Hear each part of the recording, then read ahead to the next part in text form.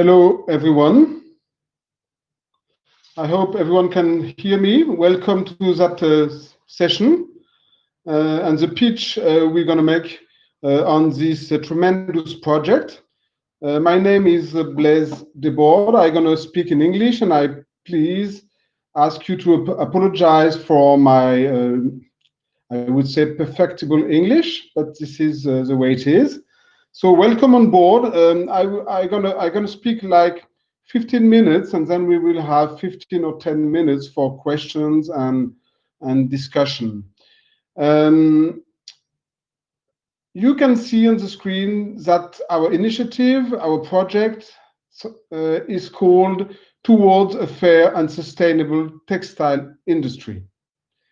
This is exactly what we want to talk today. And I'm going to finish this presentation with a triple call. A call to business, a call to consumers, and also a call to public decision makers. But I will come back on that later on. So welcome again, and I immediately want to precise that I'm talking on behalf not only of my organization, which is Max Havelaar France, but also on behalf of the whole fair trade system, and particularly on behalf of three other branches of our movement, which are the Indian office called Fairtrade India. I say hello to Abhishek Jani, who is online, I think. Also the German office, who is Fairtrade Germany, and I say hello to Mariska. And also the UK office, who is for a long time committed into cotton and textile. So, who are we? For those who do not know Fairtrade, maybe you can see on that map that we are a global movement on all continents, covering something like 100 of countries. And in green, you can see that there are some market sales countries, and in blue, some production countries. And the two of them are making the fair trade movement. On the left-hand side, you can see that we are particularly committed into being a democratic movement, giving 50% of the voting rights to us, the NGOs, in the north, on the market, and also 50% to the voting rights to producers on the ground, the blue-colored countries on the map.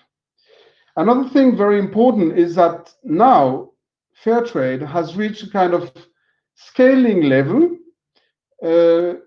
committing something like 1.7 million producers.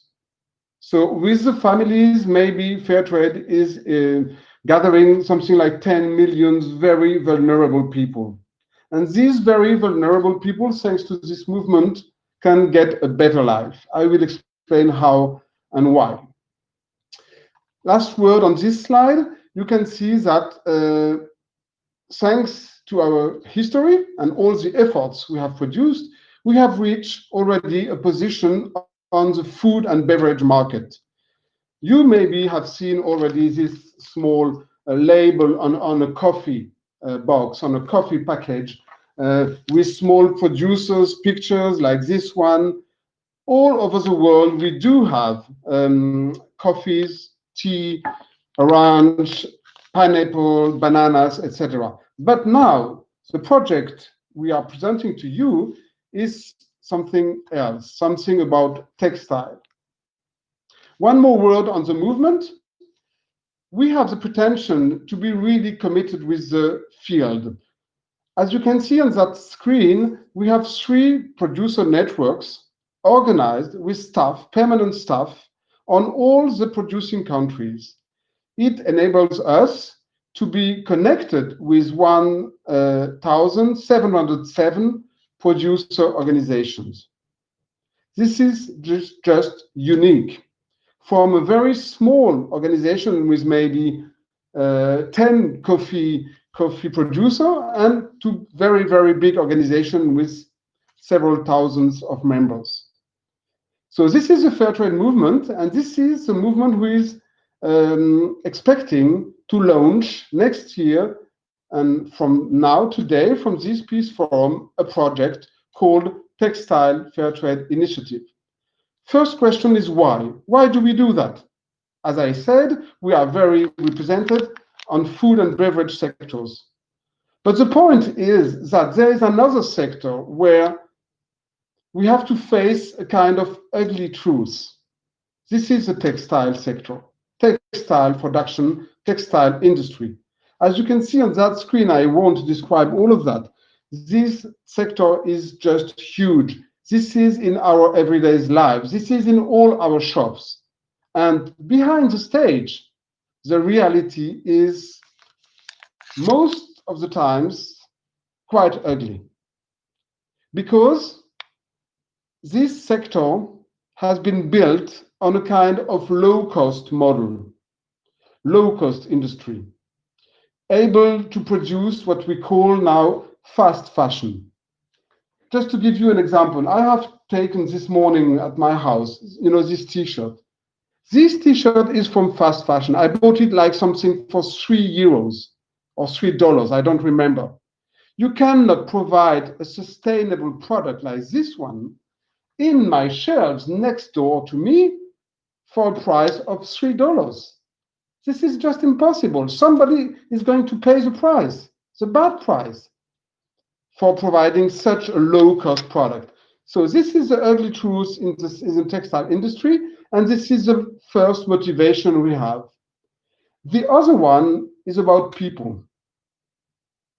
People behind the stage in the textile industry are mainly suffering. Not all of them, but we can say a large majority of textile workers, who are mainly women, 80%, are suffering from the working conditions they have. And it's also because of us, the consumers. On the left-hand side, you can have a very concrete example. Average earning in Bangladesh for textile people is €86 a month.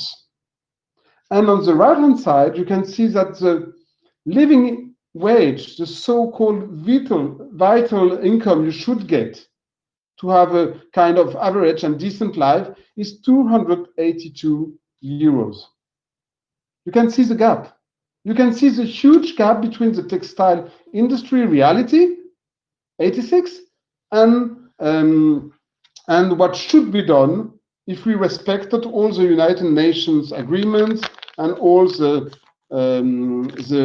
Sustainable Development Goals we have endorsed the whole international community a few years ago. But the problem is, at the same time, some countries like Bangladesh, as you can see down of the slide, are also successful with that. It's providing a lot of employment, etc., etc. So this is very tricky to address the textile industry challenges. And the environment is not the last one. It's one of the most important issues. As you can see, a few figures there, you need almost 3,000 liters to make one T-shirt. 3,000 liters of water. 20% of worldwide water are polluted, worldwide water is polluted by textile industry.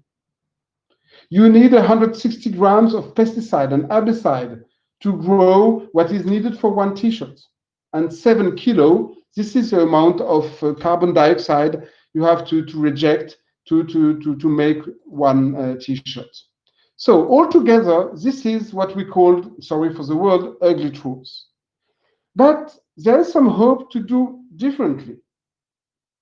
We can build a model, a process, a standard that change the game. And we as Fairtrade movement, we have done it in coffee. We have done it in bananas. So we know it's possible.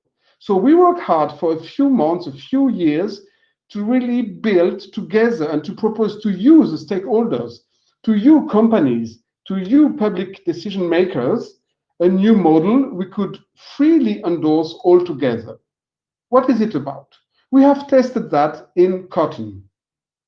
The cotton production, agriculture production, is also of big issues. Exactly the same, environment, people, poor people on the ground, poor producers, sticked in poverty trap, etc., etc.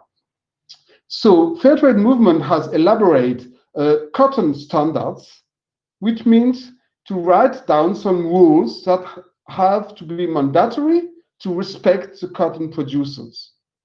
This is what you have in this green circle. I cannot read all of them, but one of these rules is the minimum price. We calculate a minimum price, and this is mandatory if you want to be fair trade, because we consider this is beyond production costs, and this provides something like a decent income for the guy or the woman who is producing your cotton. Minimum price. Then we have another tool. This is the fair trade premium. The fair trade premium is powerful, and we have seen that in the COVID crisis for almost 1 year. The fair trade premium is an amount of money that we give, that the first buyer is obliged to give to producer communities. And with this kind of extra money, 10%, around 10%, the community is in position to decide freely what they want to invest in. For instance, to invest in social services, environmental services, infrastructure, to invest in the company, in their own production tools, etc., etc. This is a fair trade premium. Then we have a third standard, a third rule, which is to respect human rights, of course. The ILO rules are not implemented very well worldwide, and particularly in the cotton and textile industry, we can acknowledge a lot of breaches of what is supposed to be universal human rights laws. So the fair trade standard is imposing to respect that. And we also have, of course, some environmental rules. For instance, genetic modified organisms are totally forbidden. This is for cotton.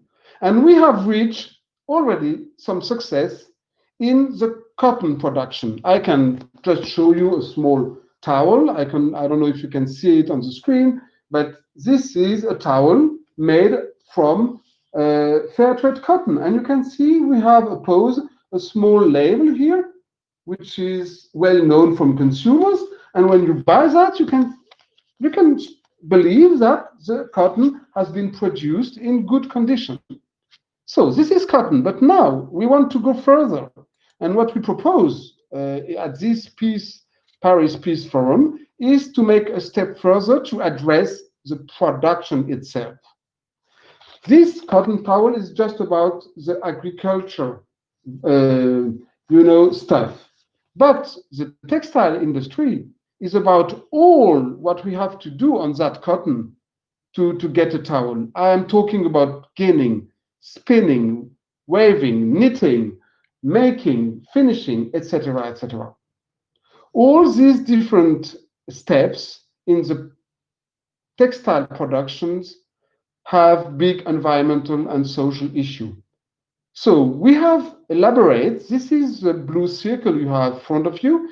We have elaborated exactly the same principles that we had in cotton production, in coffee production, in bananas production, but for the textile industry, for all that millions of people behind your fast fashion t-shirt, this one, the $3 t-shirt, all of us, we buy every day. Behind that, these millions of people that deserve to have the blue requirements that you have on your screen. And these requirements are almost the same than for production, and they are about human rights to be respected, to be controlled by the fair trade auditors. You have, of course, environmental requirements, etc., etc. You can find on our website all the different specificities of this standard. It looks technical, people, but please believe me, it's not about techniques. We do the job about writing down the right standards. What we need is to have stakeholders moving with us towards that direction. You can see the small picture on the right-hand side. This is the label. At the end of the day, if we respect these rules, you can get the Fairtrade textile production label on your product. And this is the whole story. This makes a difference because if the consumers are embedded and are looking for that particular label, logo, then it will change the game because shops, companies, huge worldwide companies, etc., they follow consumers. If consumers change, then the companies and the whole supply chain will change. This is that easy. Okay, and now on the screen, I start a three slides session of some complementary presentation. One of the tools we're going to use to make that happen is to train. First of all, you have to train, you have to raise awareness. And we have put together what we call the Fairtrade Textile Training Program. This enables the makers, the companies, the traders who are a little bit scared, they don't believe they should jump into fair trade that way. So this enables them in a very careful way to better understand, to better measure the risks they could take, the way they should empower the workers. And we do this training for the workers, for the company, decision makers, etc. We explain what a living wage could be, etc., etc. And at the end of the day, we have made a test already with a few textile makers, particularly in India. And after that test, after that fair trade training, we could acknowledge already some big success, and some big success for both parties, not only the workers, but also the company. I'm talking about increasing the productivity by 10%. I am talking about reducing the overtime. I am talking about the defect reduction, something like 30%, about the waste reduction, about etc., etc., etc. This is for the company. And on the workers' side, we could achieve with that project nothing less than a revolution. I'm going to talk now about the key problem we face, which is having a decent wage for the workers.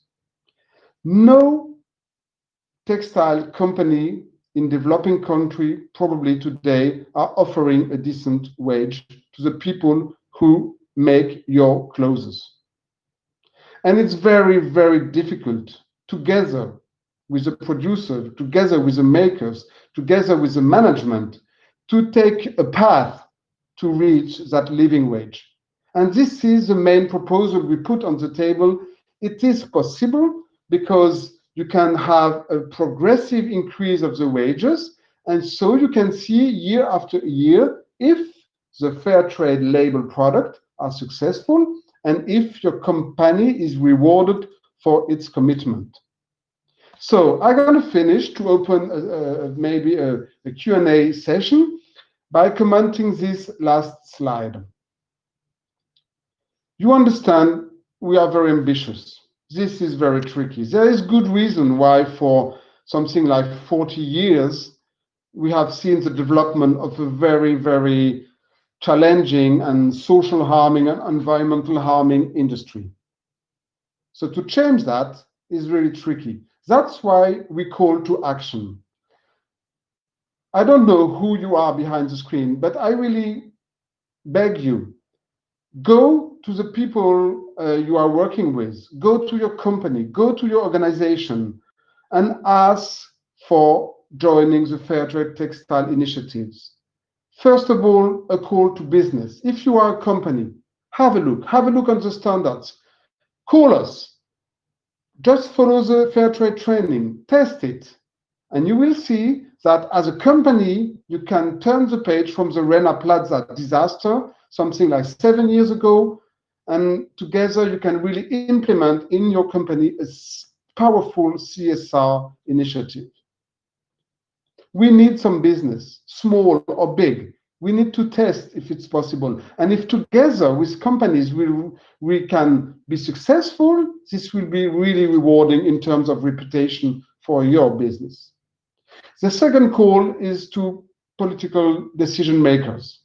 And I want really to thank the Paris Peace Forum organization who gave us a chance to be in front of you today and to present the Fairtrade Textile Initiative. This means that these people from the Paris Peace Forum, they have understood something really key, that economy is politics, that politics is economy, and then we have to embed all stakeholders in the new diplomacy of the futures, companies, NGOs, etc. And these people, this forum is giving some space for us, and we feel grateful for that. So please, you policy makers, decision makers, public decision makers, do have a look on the Fairtrade Textile Initiative.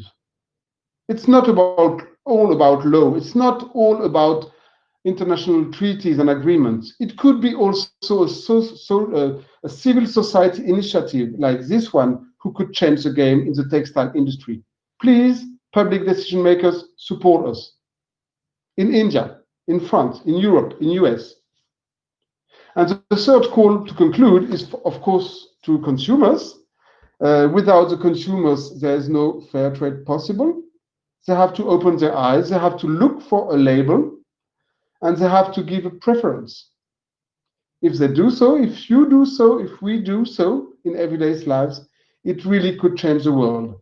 And we have the coffee experience that shows that within 20 years, fair trade has been able to certify with fair trade rules 10% of the coffee production on the ground and almost 4% of the products in the shelves. The same for cocoa. So it's not impossible. We have this good hope of changing the game in the textile industry with this particular and innovative mechanism, the Fairtrade label. And I thank you for your attention, and let's go to the question, if there are some. What is your experience with other Fairtrade label taught you on this initiative? How is this textile different to coffee or other flagship initiative you have led? The big difference with, as I told you, this coffee product, very nice product with a label on it, or with cocoa, is that we're gonna certify the whole supply chain. Not only the production on the ground, not only the trading of the volumes, but also we're gonna come into the making of the clothes. So it means much more work for us, much more auditors on the ground. We already make something like 5,000, 4,000 audits a year for the food. So let's see if we go into the textile, it will be huge. This is a big difference, much more to control.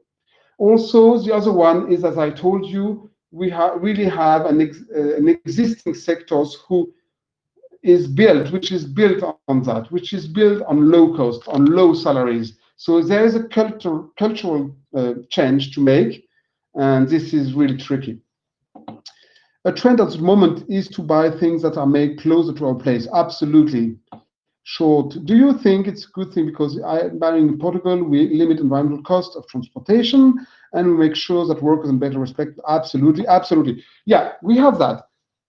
Fair trade products doesn't mean that 100% is made in developing countries far away from your shops.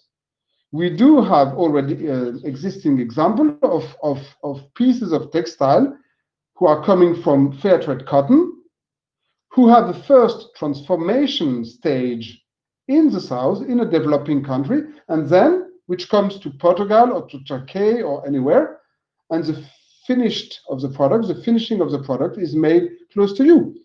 We are not against, we want to go hand by hand with local French producer.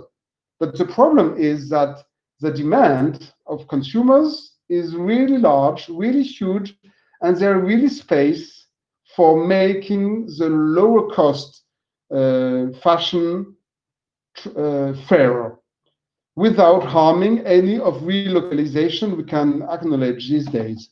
So I think it's a common challenge. And if we talk about fair trade, we also help the small SMEs in France, in Germany, in India, in UK, all around the supply chain. And this is the case.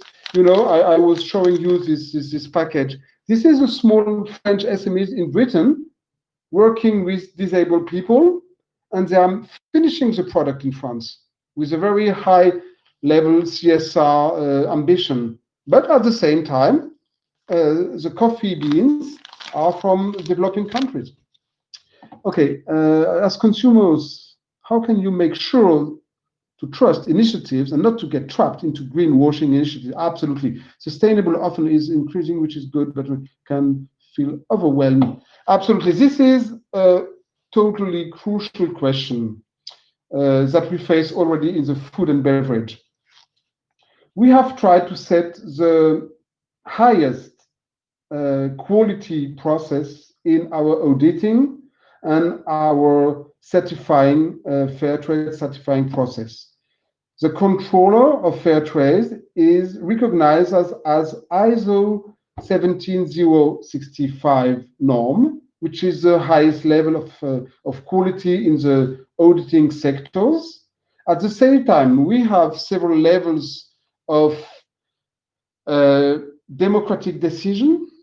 When we set a standards, we are consulting a large range of stakeholders. And last but not least, the most important, everything is transparent. In one click, you, the guy who said this question, just go on fairtrade.net and you can see all the standards, totally transparent, all the minimum prices we are using to try to respect the producers. And this transparency helps us to be really in a work in progress process year after year. So yes, you're right, there is a danger, but in this jungle of labels, fair trade is the most recognized and the most trusting label you have in the world. And we have several surveys with consumers that demonstrate the trust in this one. 5 minutes left. Okay, what has been the response of textile companies so far? Oh, this is very important. Do you envisage reluctance to sign up? Yes, the response is not that big. That's why we wanted to launch that initiative here at the Paris Peace Forum, because the reluctance is relying on risk assessment. We met a lot of very good textile production management, and they are keen to improve their CSR. They want to change also sometimes, but they are a little bit scared. And the step we have to make is to get something like 10 million textile pieces, 10 million t-shirts, for instance. To reach a certain level, then we will have the proof of concept being made.